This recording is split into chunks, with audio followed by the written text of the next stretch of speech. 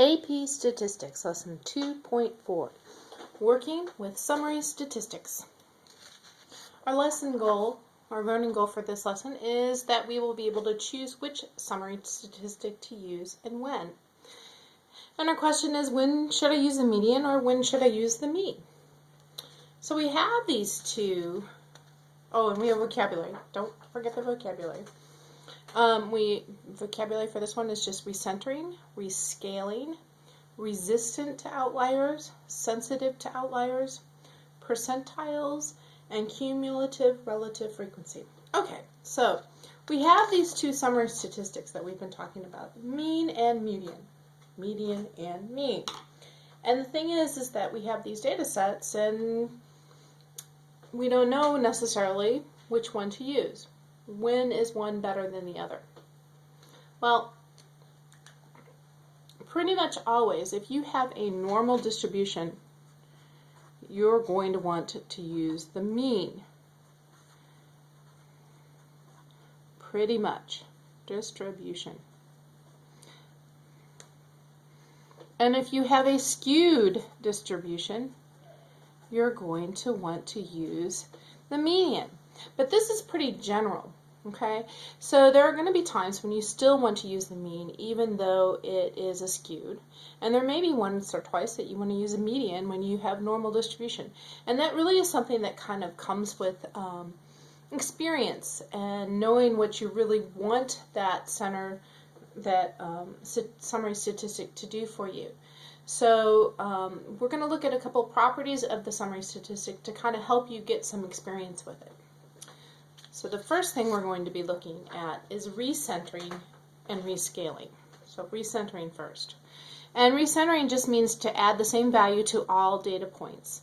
And we did this the other day when we did our handspans, and we changed it from the actual handspan to the variance, and we noted that we just changed the scale. Well, that's what happens here too.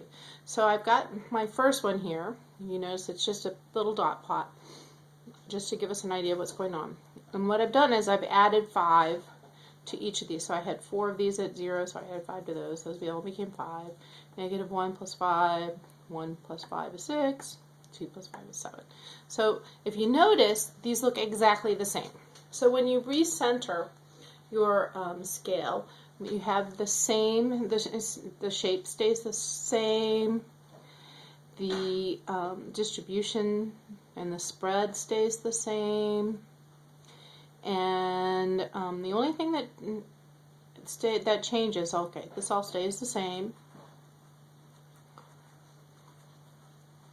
The only thing that changes is the range changes. Range changes. And it changes the same amount that you added to each of the data values. So the range changes the amount that was added.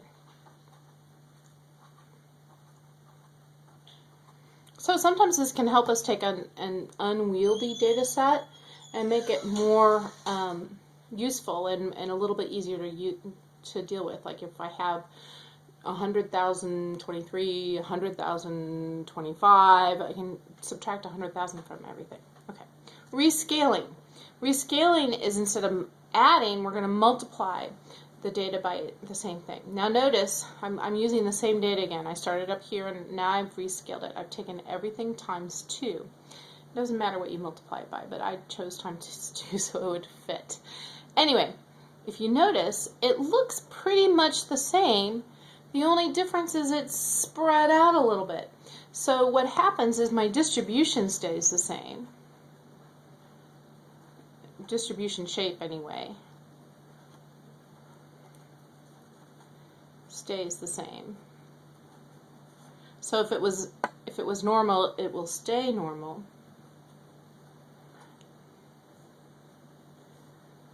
But my spread has been spread out. So the spread is just multiplied by whatever you multiplied by the data by. Spread is multiplied,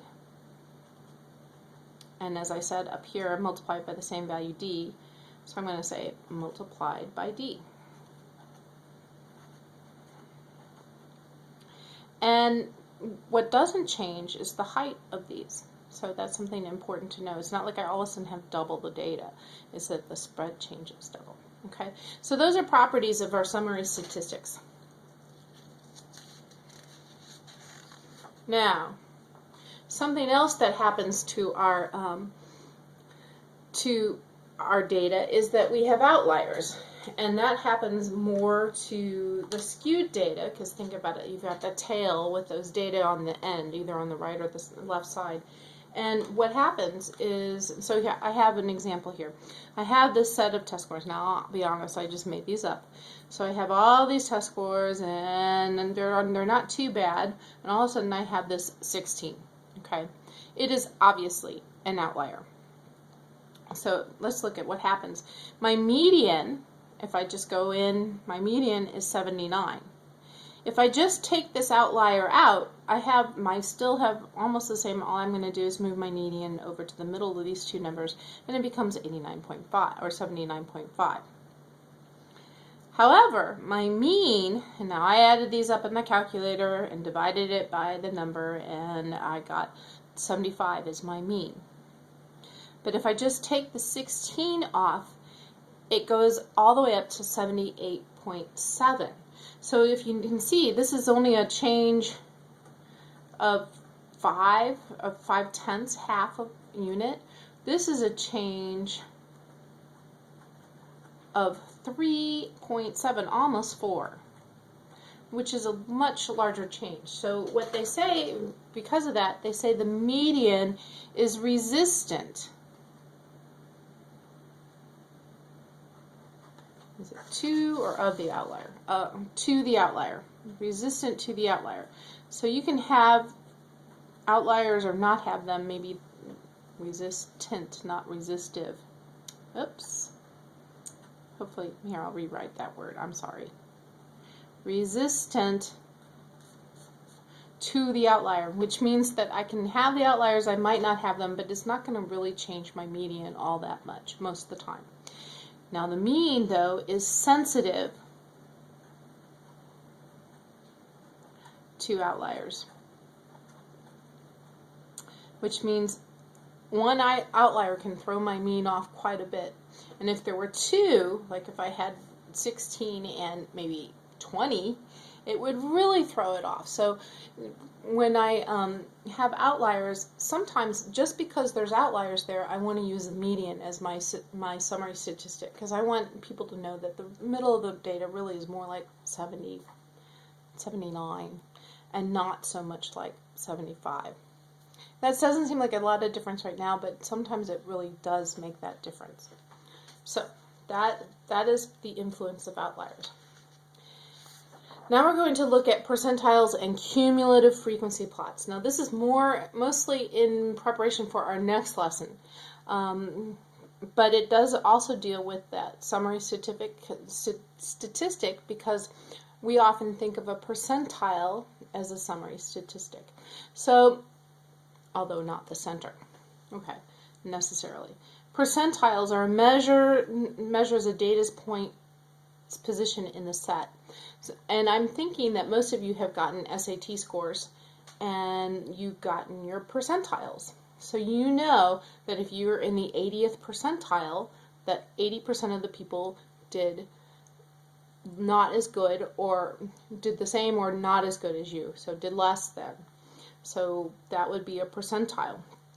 And this counts, we talk about percentiles also with box plots, because our first quartile is the 25th percentile, and our median is the 50th percentile, and our upper quartile, or the third one, is the 75th percentile.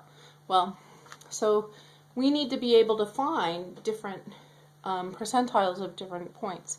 So I took our data again, and we do this with a cumulative, actually cumulative relative frequency. I should probably put that in there. Pot. So I took our data from our speeds of mammals again, and this is from an earlier lesson. And we had the bins, which I had 15 apart, and the frequencies of these, and they're the same. And then I took the relative frequency, which is just taking the number of frequency in the bin divided by the total number of data points. And we have 18 data points, so that was 3 over 18, and 7 over 18, and 7 over 18, 0 over 18, and 1 over 18. And that is my relative frequency. But then I can come up to my cumulative frequency, where I just add it up as I go. So I have 1.7, 1.67 here. Then I'm going to take this number and add it to that. And I get 0.556, and I take this number and add it to this, and I get 0.945. This number and add it to 0 is going to stay the same, and then finally this number and add it to 0.056. Now remember, these are actually like percents, and I should get a number at the end that's very close to 100% or 1. And if I don't, then I did something wrong. But this one is very close to 1, and it's just probably a rounding error. So here we go.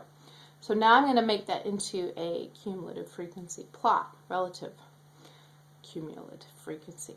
And all I do is I take these over here and put them in. So if I want to find where the 75th percentile lies, I would take this and I would come over here.